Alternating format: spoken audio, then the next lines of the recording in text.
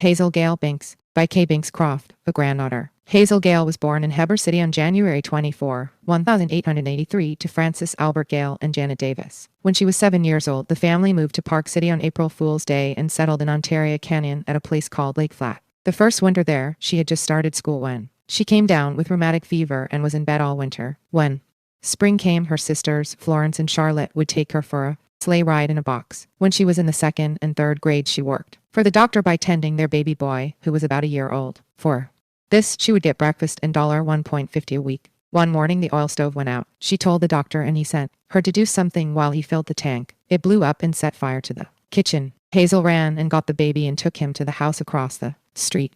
They had lived in Park City for about 5 years when her mother got sick with a bad heart. Her mother and father divorced on September 11, 1905. The reasons for the divorce, as stated in the decree, were that the defendant Francis A. Gale, disregarding his duties as a husband towards plaintiff Janet Gale, has been guilty of habitual drunkenness, and by reason of said habitual drunkenness he has become idle, shiftless, and dissipated, willfully neglecting to provide for plaintiff and his minor children the common necessaries of life, and that plaintiff has been compelled to support said minor children and herself by her own labor, having no other means of support. The doctor said she should go to a lower altitude because her heart was so bad. So she moved her little family back to Heber City for a year. When her mother still wasn't getting much better, they moved to Provo and lived there for a while. Then her mother and her brother bought a farm in Mapleton, Utah. They lived there only about a year before her mother died on the 6th of December 1908. Hazel then kept house for her uncle and 2 brothers and 1 sister for a very short time. Her older sister, Florence, got married right after they moved to Mapleton. Her dying mother, being so concerned about her children and knowing she was dying, asked Hazel to promise her that she would marry Royal Reed Binks, feeling that he would be a good husband to her daughter.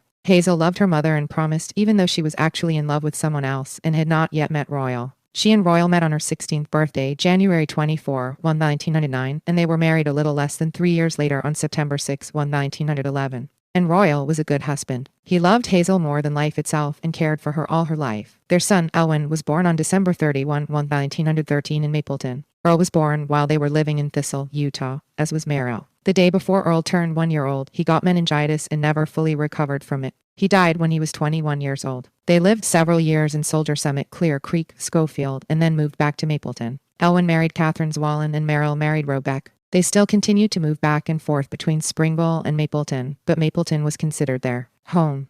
When IK was born, I couldn't say grandma. The word always sounded like Nan.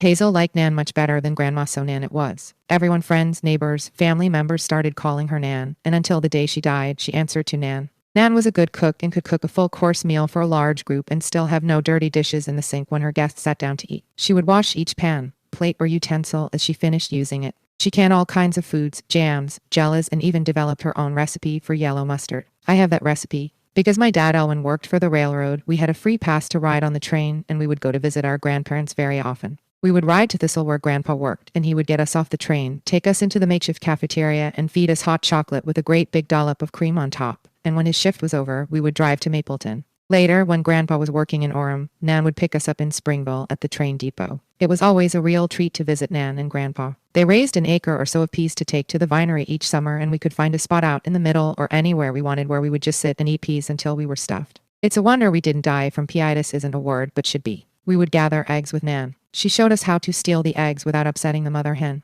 We didn't always succeed, however. I remember one time I was reading a comic book about Woody Woodpecker, and he had an ice cream cone 14 scoops high. I thought that would be the neatest thing in the world to have.